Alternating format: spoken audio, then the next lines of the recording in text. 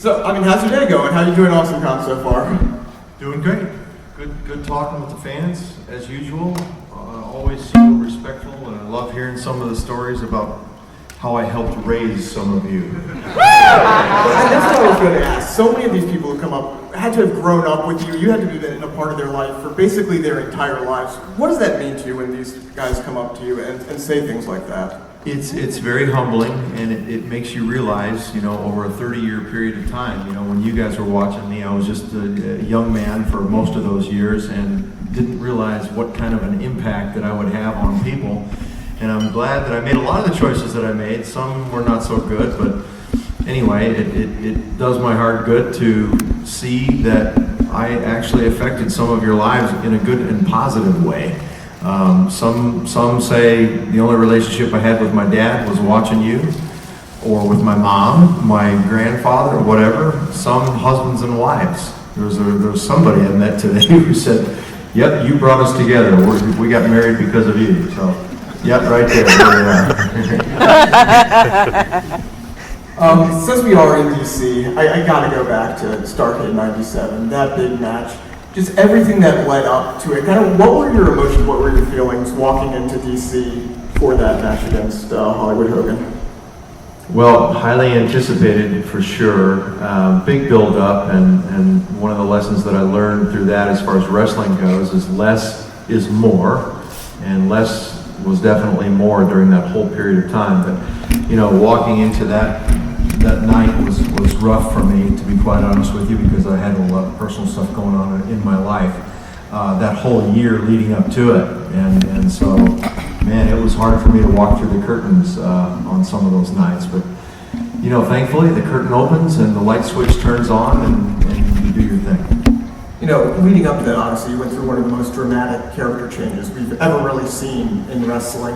When you were first pitched that idea, when it first, kind of came up to you, what was your reaction to it?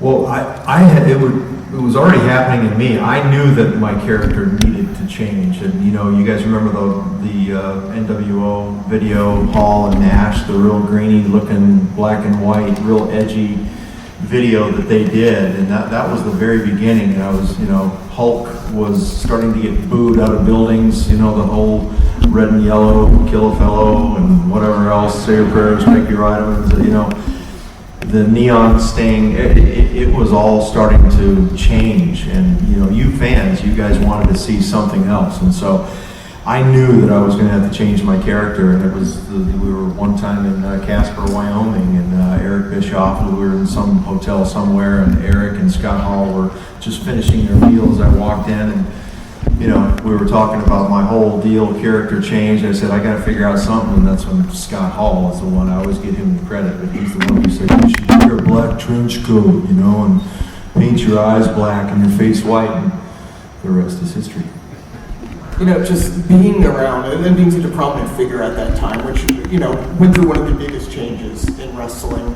Did you feel like you almost needed to play catch up, or how hard was it to deal with that? It was hard because of the personal stuff that was going on in my life, but also to actually change, my character. It could very well have been a Shockmaster moment. I'll never forget, painting my face all white and black and putting the trench coat on. Now my hair is dark and I'm up in the rafters for the first time. I had no idea how you fans would react to it. So it was a risk to take, but I'm glad that I took it. It worked. And then obviously everything happened, and with WCW, you decide not to, with the rest of the NWO, with most of the WCW stars, you decide not to go right to WWE. Was there a reason for that at the time? Yeah, I always thought that Vince wanted me up there more to undermine WCW than he wanted me as a talent, long story short. So I guess, obviously you did end up eventually going there. What changed your mind on that? What changed your mindset? And do you still think that was the right decision? No, I can't look back and say that I blew my career, that's for sure. So I'm okay with the way everything ended. I had bragging rights to say that my last match was against Seth for the WWE World Title and Night of Champions. So that was a great night. What was the first part of the question? I mean, I guess, do you have even the slightest regret that you were for a while the guy who never went to WWE? Right. And why, I think the question was why, why did it suddenly happen? I mean, it didn't happen all those years, and then it ultimately ended up.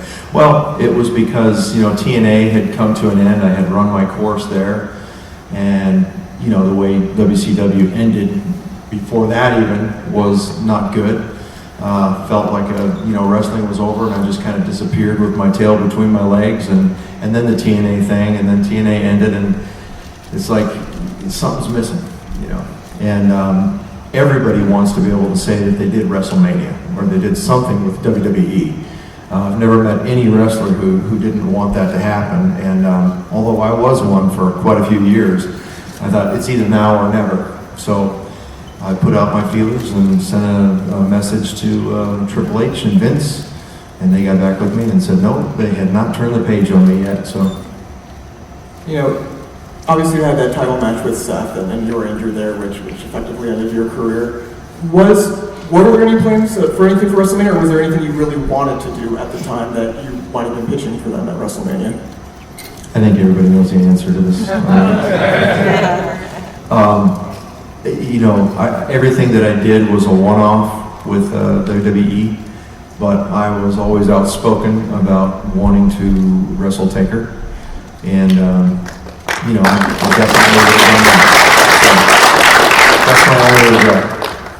Yeah, I know everyone here would have loved to see that one, right? Yes. I guess kind of going back a little bit, you talked about how everybody here, they come up to you, they say how important to you. What do you think it is about, whether it's your character, how you perform, what is it that makes it resonate to this day, and then probably will for decades to come? I don't know. I've had so many fans say, there's something about your eyes, just looking into your eyes, because I didn't speak for a long time, and it was just all you could look at was my eyes. That was the only thing telling any kind of a story. But it's just, it's like Vince McMahon, I guess, was quoted as saying, yeah, I like the idea of having Sting up here. We've never had a vigilante, And so I guess the vigilante aspect of it, and then nostalgia, you wrestling fans don't want to say goodbye to a lot of the wrestlers I've noticed, and especially the older characters. And my original Surfer Sting, people still say, do you think you could ever do that again? Like, no, I can't pull that one off. But it's the nostalgia they don't want to let go of. It's the vigilante aspect. It's the relationship that they had with their uncle, their brother, their mom, their dad. Brought families together. They practiced wrestling moves on each other, so it was a relational thing. It caused a bonding to happen in families. Wrestling, of all things, and so I think this is just all part of the pie that makes that happen.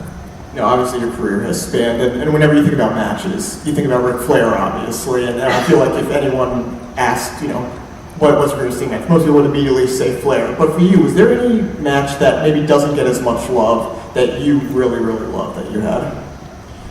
I had great matches against Rick Rude. I loved working against Rick.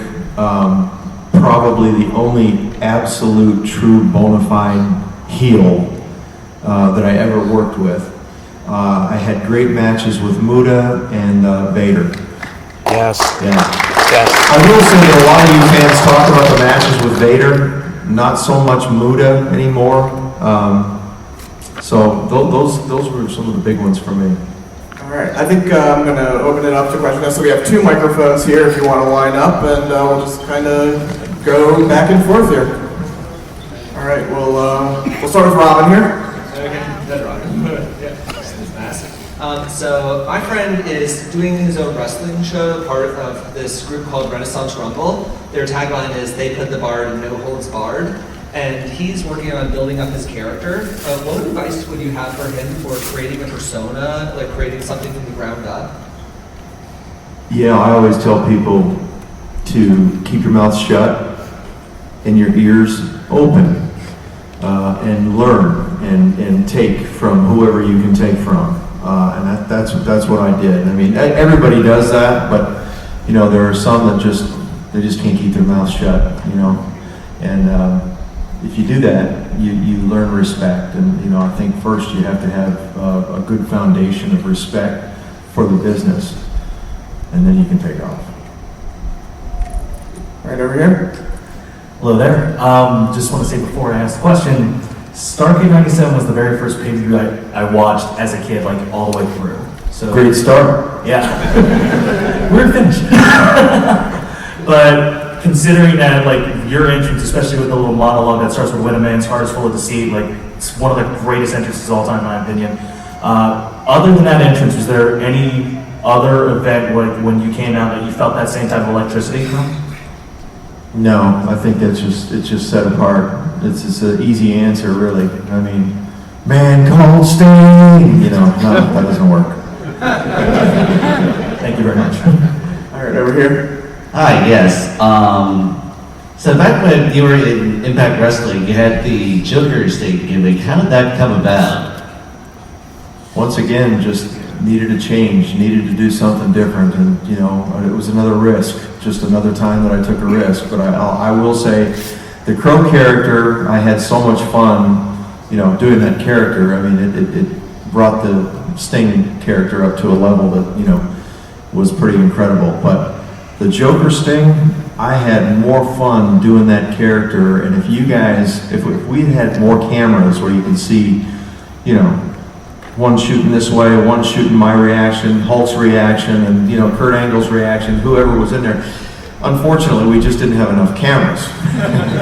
So you guys missed a lot of good stuff. But here in the United States, for whatever reason, that Joker character was hit and miss. But in Europe, all over Europe, they just loved it over there. And I had more fun doing that because that character, of all the different characters that I played, was more of an extension of my true me than any other. So it was a lot of fun. One last question. Do you have any Hall and Nash stories that we can share, like off camera? I've already told, so the only ones I can really tell you've already heard. I mean, you know, it's like Kevin Nash and me, you know, in the middle of the ring, you know the story, right? Yeah, so you don't want to hear that one again. Yeah, no, I mean, other than just Scott, you know, he has I mean, what an incredible mind, creative mind, very innovative mind for the business. And Kevin Nash, just one of the funniest guys in the business to me. Kevin makes me laugh every time I see him. He can make me laugh in a text. Thank you. All right, over here. Hi, Steve. I live about 3 blocks away from Royal Farms Arena, formerly Baltimore Arena. Probably one of the biggest matches of your entire career. Could you tell us all what that was like and maybe why you chose that night to put the red, white, and blue on? Well, it was the Great American Bash. It was July, right around the 4th of July, you know, when we claimed our independence as a country, and so I chose to be patriotic during that month of July, the Great American Bash. And what was it like for me? I had gone through a knee surgery. I blew my knee out really bad February of that year. That was 1990, and needed a good 7 months to get back. And I took five months to get back. So I was, man, still pretty raw on the inside of that knee, and I had to baby my knee the whole match. But I trusted Rick, and you know, I knew that, you know, trying to keep your head above water and stay in the game another 2 months, it's maybe going to be too long. So I fought to get back as soon as I could. And you know, Great American Bash, Baltimore Arena, one of the greatest places for me to wrestle, one of the greater cities. I always loved going to Baltimore. For whatever reason, the crowd always loved my character in Baltimore. And what a great night that was, you know, to win the title from Rick the very first time. Thank you, Steve. Thanks. Hey, Sting. You've been in some of the most iconic rivalries and matches of all time, pun intended. And I was just wondering if you could reflect on some of the weirdest matches, weirdest rivalries that you've had in your long storied career. Specifically maybe Vampiro and Abyss. Yeah, Vampiro, it's just one of those things that just, I mean, I thought that I could make anything work, you know, any storyline with anyone. As a kid, I was a big fan of the Human Torch match. I just couldn't make that thing clear. I just could not figure out a way. And I was giving him permission to step over the line and do things that I wouldn't allow anyone else to do over the years. But I told him, I said, you know, call me by my real name, you know. See if that'll get through, see if it'll work, see if it'll create something, you know. It just did nothing. There was no chemistry there whatsoever. I mean, nothing. It was just a bomb of all bombs. And Abyss, I loved working with Abyss. I mean, the casket match and some of the stuff I did with him. I mean, I still see him. I see him 3-4 times a year. I just saw him at WrestleMania. He's working with them now and doing a good job for him. But man, I love those matches with him. And every time he sees me, Sting, the best matches I ever had were against you. Wow, that's a big compliment. Yeah. Thank you. So you've talked a couple times about reinventing yourself throughout your career, but ever since becoming the Crow character, you've limited your wardrobe to just black, white, and basically changing around some red. Have you ever thought about maybe putting extra colors back? You know why you didn't put extra colors in and change the highlight colors around sometimes? Yeah, the only thing I did to add colors was on my face, you know, and I did that a little bit. I started to mix it up, especially with the Joker character. You know, probably something I could have done. I just never thought of it. Never. I mean, unless I'm going to go back to the Surfer Sting, it's like, why? Over here. Hey, so I think my favorite promo of all time was your first Wolfpack promo, where you come out and you're just really trash talking the Giant. So I was just curious, all throughout, you know, WCW, TNA, who was your favorite person that you felt you could like have chemistry to cut promos on them with and just trash talk them? Well, during those days especially, I was not known for my promo. I did not have good mic skills at all, so I just dreaded every moment of it. It wasn't until I got to TNA that I learned to finally do an interview. And I'm proud of what I did there too. But who? I mean, man, because the interview situation, the mic situation was so bad, like I said, I think I've erased a lot of it from my memory. So, yeah, I don't even remember trash talking the Giant, but I'm sure I did, and thankfully it was good. All right, thanks. Over here. Okay, actually, I'm sure you got this question before, but during the incident with Seth Rollins when you got injured, forced you to retire, if it weren't for the injury, do you think you would have proceeded and might have been WWE champion? And even if it's for a short run? No. Okay. No. The only thing that I would have really tried to pursue, like I said earlier, is that Taker match, you know, at WrestleMania, nowhere else. You guys beat me to that question when I got here. So I know the answer to that. Yeah. All right, thanks. Over here. So my favorite matches of yours were against Cactus in the early 90s. Could you talk a little bit about that series of matches and wrestling again? Cactus was a fun guy to work with. He was a great personality, you know, outside of the ring as well. But boy, talk about somebody who sacrificed his body. I mean, I have stories about him in Germany against Vader. I have stories about him at Center Stage in Atlanta with me, and some of the things that he did, and hearing the sound of his body and his flesh hitting the pavement from, I don't know how many feet.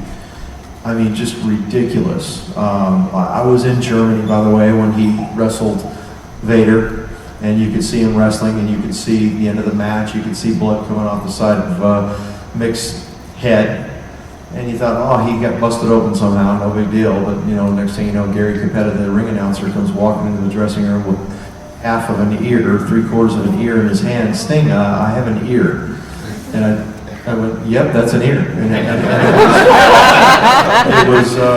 it was Cactus Jack's. And he came back into the dressing room and said something like, bang, bang. And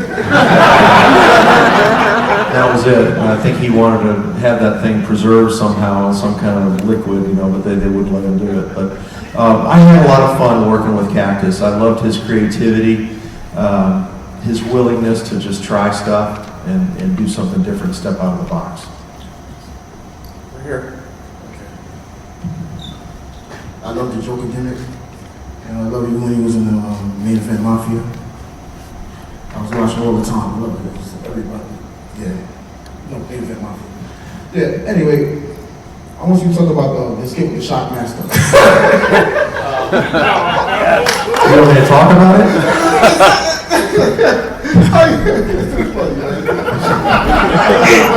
You know what? I need to pull that up again. I need to watch that on YouTube. I mean, it's just one of those things. You're live and it's happening, and you think, okay, this is a dream. This is not happening right now. It really happened. And yeah, it was shocking. Do you remember just what your first thoughts were when it happened? I mean, I had a level of compassion for him for sure. It's like, man, you know, I had a moment, you know, one time doing a TV taping. I think we were in Macon, Georgia, or somewhere like that, with Dusty Rhodes was booking and writing and stuff. And we had to do these entrances, and you know, they had this tunnel for the first time, and you know, this fog and this stuff coming out of it with the laser lights and music. And I walked through the tunnel, and you know, the fans, I'm high-fiving everybody as I walk through. I'm not quite through to the barricade, and this barricade had, through the gate where you walk through, had a little bar that was horizontal, the width of the opening. And right as I walked over that thing, this one fan said, "Sting, you suck!" Like that. You know, loud. It was like right in my ear, and my foot caught that thing, and I tripped, went down to the ground. And Jackie Crockett, you know, the guy with the camera, who was Jimmy Crockett's brother, he took the camera like this and followed me all the way down to the ground. I said, "Jackie, get the camera off of me." Anyway, referee's got the thing in his ear, and he's going, "Oh, okay." He comes over to me and goes, "Sting, they want you to redo the entrance." So I had to go back, play the music, do the fog, do the laser lights, and do the whole thing, and walk back into the ring. Talk about an embarrassing moment. I can't imagine being Shockmaster. That just tops everything. All right, over here. Hi, Chair. I just wanted to know, through all the years of wrestling and all the changes that you went through in the ring that we as fans saw, what was it like having to switch back and forth into so many characters, to be Mr. Borden for so long, and then to switch to whatever Sting character you happen to be doing, and then back out again for so many years? Well, I don't remember too much having to go from Steve Borden to Sting. Unless I'm missing something.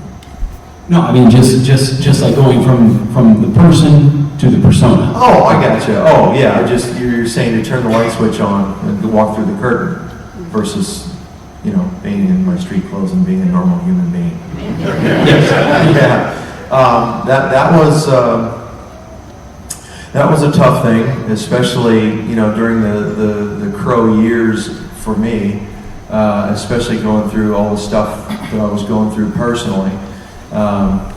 And I watched a lot of guys suffer with it because they could not function unless they were their character almost 24 hours a day. And thankfully for me, I mean, when wrestling was done, my wrestling hat was off, pretty much. You know, when I was home with my kids, you know, I wanted to raise my two sons, and then my daughter, you know, I wanted to be really, really involved in their lives. And I'm not saying I completely checked out of wrestling. I was still thinking about it, trying to figure out a way to be creative and come up with a new storyline or the new this or that. But for the most part, I was able to take the Sting hat off and leave it off. Thank you, sir. All right, over here. Hi, Sting. I just want to say the first impressive thing I've ever saw you did is when you picked up Big Van Vader for the Samoan drop. I think your knees were buckling the whole time trying to carry him. And you actually got him over it. Me being a little kid, I was just like, how did he do that? But I was always wondering, only because he allowed me to do it. I was wondering, what hurt worse, in your career? Was it the knee injury, or when, Kenji Budo, aka the Great Budo, always, you were beating him, but then he'd spray you in the face with the green mist? So what was the question? Like what hurt worse, like when you got hurt or when a grape fluid was sprayed you in the face with the green mist?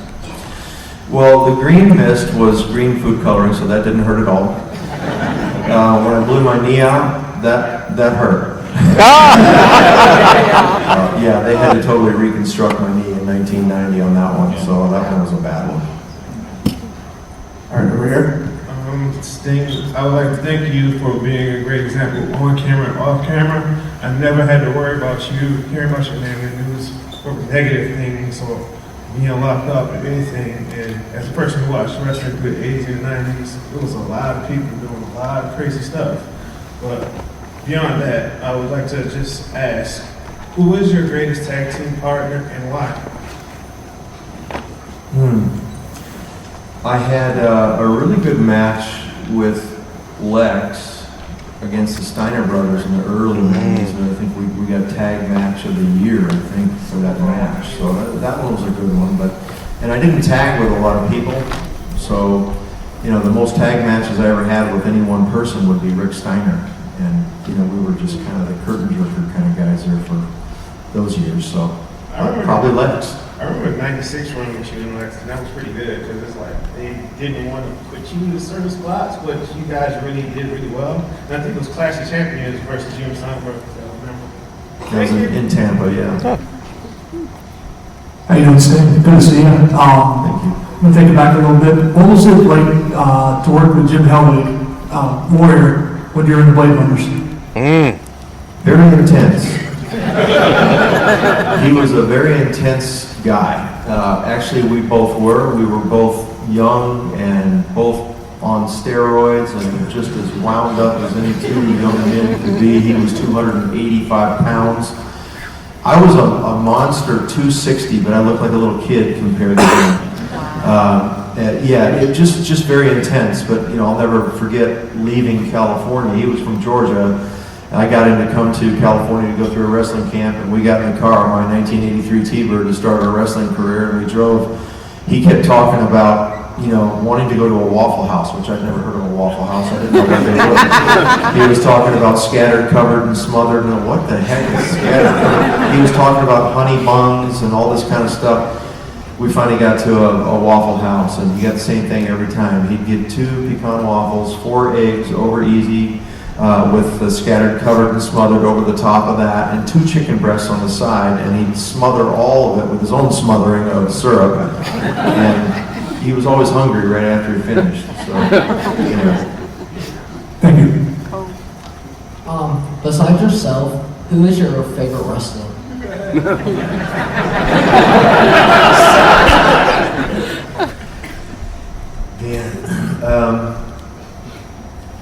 I don't know if I ever had a favorite wrestler of all time. I had wrestlers that I liked for different reasons. For example, Macho Man, I liked him in the beginning because his character was so over the top. And when I started in wrestling, you still had characters.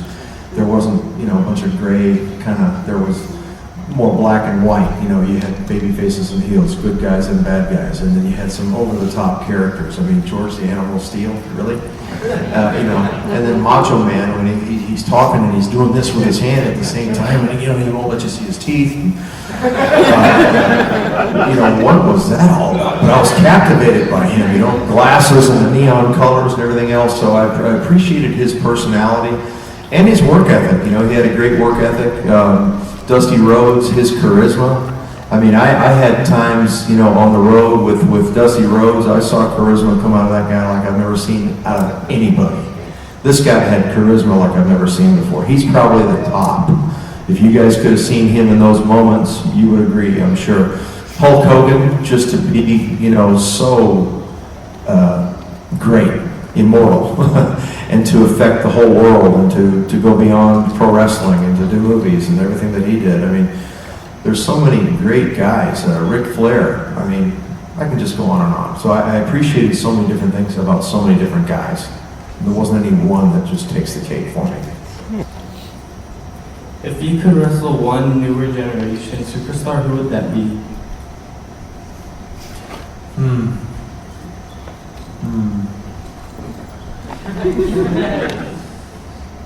Because Bray Wyatt has a personality, I think, I like the whole Bray Wyatt thing. That would have been pretty interesting.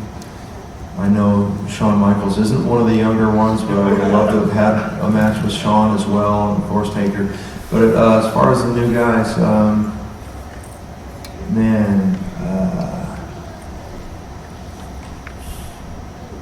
have to think about that one a little bit. I'll get back with you on that one. Bray would be a fun match, though. As a Christian and man of faith, how do you think that impacted your career overall? And I'm also curious as to what you're passionate about outside of wrestling. Well, how did it, being a Christian, impact my career? It didn't happen until August of 1998. And for me, I had my moment of truth where I stopped giving God lip service and I began to really walk with Him, and I surrendered my life to Jesus Christ. He became my Lord and my Savior. I've been outspoken about that, and what it did is it caused me to understand that there's something bigger than wrestling, something that's beyond wrestling, and that there are young kids, boys and girls watching. And, the example that I give, and the influence that I give is detrimental. And so, I knew that I had to really watch my every move and the words that came out of my mouth. You never heard an F-bomb come out of my mouth or any other bomb come out of my mouth, especially on camera or on the microphone. So I tried to keep it as entertaining, but still as clean as I possibly could. And, that whole thing that we did in First Arcade, the whole build up there was done, it was just a storyline that drove it. There wasn't anything else. So I'm glad that I did what I did, and I'm glad it was the best choice I ever made. It was giving my life to Jesus, and I have not looked back. Thank you.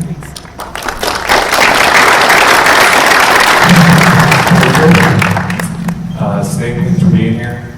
First I want to say my favorite match of yours is against Ric Flair, the final episode of Nitro. It just gave me the feels because I just grew up with WCW and WWF. So I have a two-part question, if that's cool. First, I just want to know what iteration of Sting you're the most proud of. I mean, I grew up with Crow and Wolfpack, but just wanted to see which one that you identify with the most or you're most proud of as a character.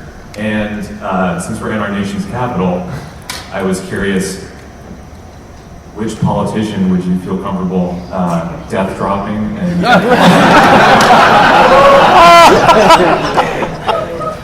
I'm not going to get political. Good answer. Yeah. The Crow character, for sure. That's the one that I identify with the most. And when I look back, so many different emotions can come over me just thinking about, everything that I did. I mean, I came to the Lord. Don't worry, I'm not going to keep preaching to you all. But that's when I got saved, the very peak of my career, and I was doing that character. And as far as death droppings, politician, I'm not even going to go there. But there are some that I would like to death drop. Would you consider giving the kid from the Sprite commercial a rematch? The Sprite commercial, does anyone know that? Yeah? Wow. They wouldn't even allow that anymore. Yeah. But honestly, I know the internet can be pretty harsh. So for everything that you guys do, I watched my trainer wrestle with a broken neck, and sometimes people that's not enough for them. So thank you for spending as much time as you have, and just abroad, for doing, do what you. I didn't come up here. I didn't plan anything. So. You're good. I appreciate that because we did put our bodies on the line. And sometimes, especially in, first decade, it's 300 plus days a year. So. Yeah, so yeah, thank you guys, and What was the whisper? we don't deserve you. We're good. No, you're good. Yeah, no, all right, let's get mushy now, okay?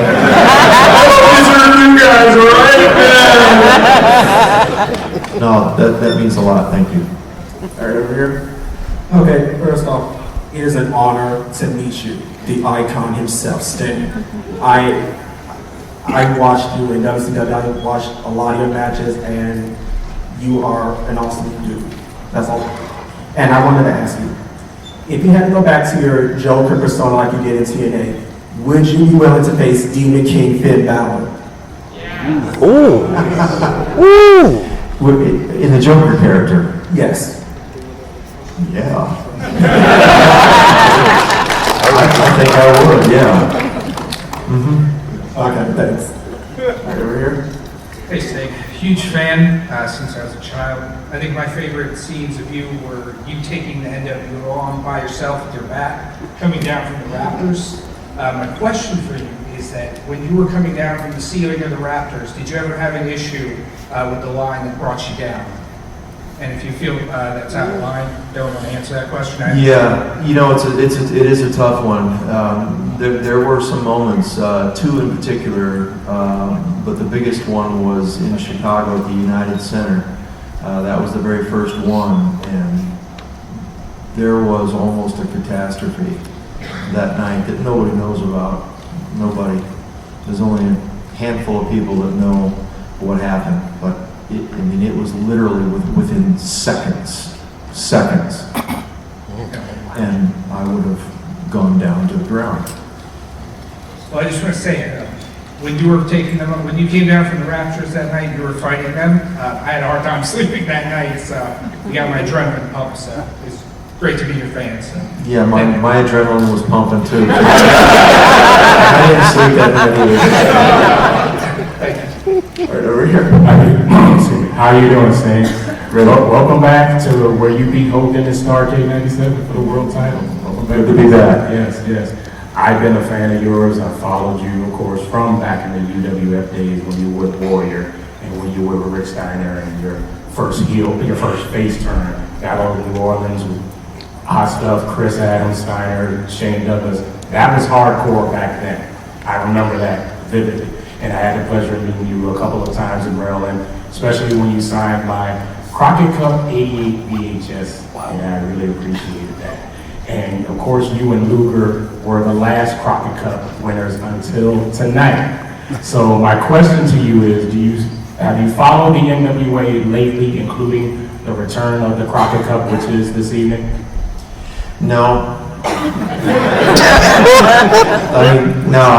I haven't, but I understand they're doing, some of those double cage matches, the war games and all this kind of stuff. They're doing all kinds of cool stuff now. And I hear Rock and Roll Express and some other, they're bringing some, yeah, they're bringing everybody back for this stuff. The nostalgia that I was talking about, people can't let go of that, and I think WWE knows that, and that's why they're doing it. But no, I have no idea what's going on with the Crockett Cup. Thanks. Over here. We don't let go because of the current product now, because it was so good back then, like 97 or so. I've tried to watch it a few times recently, and it's not been very good. And just a quick shock master fact, it was actually the only figure I've ever seen. There's one of him upside down inside the box from where he fell. You can't do it done this way just because of the way the box is, but it's actually upside down. I have that. Dude. And just a two-parter for you. You mentioned wanting to work with Shawn Michaels. Have you ever, I know the time frame just didn't work out for that. Did you ever have any vision of how that went? Would he be the heel? Would he be the face? Because when he was with Hogan, he didn't really want to be the heel, but he did, and they were supposed to have a 3-all. Hogan politely said no. Did you ever have any vision of how that would go if you got to work with him? The whole babyface heel thing never even crossed my mind. I just know that Shawn is one of the few guys that could have a match with anybody and make it work. And I've had a few really, really good matches in my career, and I think that Shawn and I could have really put something incredible together. because for me personally, I would rather see that than you versus Taker, just because Sean and you and Sean are my favorites. And my last question is, you talked about blowing out your knee. I've just got a few issues here and there. It's hard to just mentally overcome things. And I always want to ask Sean, how did you come back from your back injury? How do you come back from your knee injury, like with no fear? Does that make sense? Yeah. Well, I guess you kind of have to. Yeah. I mean, you don't have a choice. Right. It's either that or die. Right. Either that or you're done. And so you have to have a resolve. Right. And move forward. You guys, of course, do your physical therapy. You got to do what the doctors are telling you to do, and do it without any halfway stuff going on. I mean, you got to go all out for it.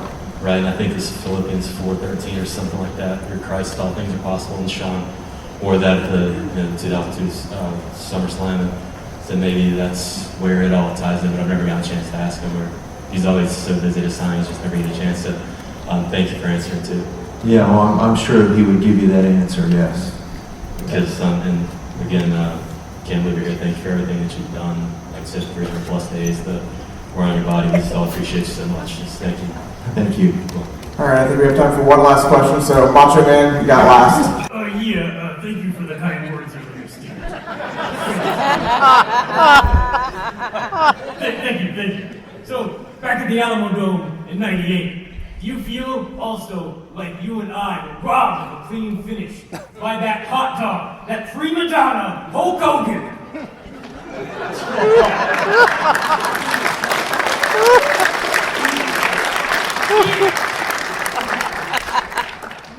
Yeah, I can dig that, brother. I guess it was a better way to end this than that. So, once again, one more round of applause for Steve. A little bit later, so you know that got a few more autographs here, and hope you guys enjoy Awesome Con. Thank you guys so much. Hey guys, how would you like to gain access to bonus and exclusive content?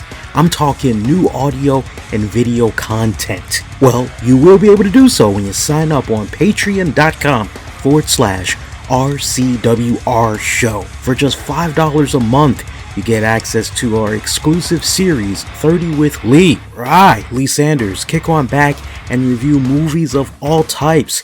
Something that's getting ready to play out in the theaters. Maybe something from the past, a hidden gem, a underappreciated and undervalued movie. I cover it on 30 with Lee. You also get access to our Wrestling with the Topic series, for you guys that love a little bit in between, outside the spectrum of wrestling. Well, Wrestling with the Topics is a show you definitely want to check out, that's hosted by me and the missus, the lovely Tammy. You also get access to bonus audio and video RCWR show content that at most times is not released for several days, but you as a Patreon member get first crack. You also get access to our Discord server, be a part of an exclusive family that continues to grow every single week. So what are you waiting for? $5 a month, a lot of great bonus content you can gain. We put out monthly for our Patreon members anywhere between 4 up to 8 pieces of exclusive content. So sign up right now, you won't be disappointed. Patreon.com/RCWR show. Once again, Patreon.com/RCWR show. Thanks for listening. An Infinity One Productions presentation, keeping it honest, insightful, and interactive.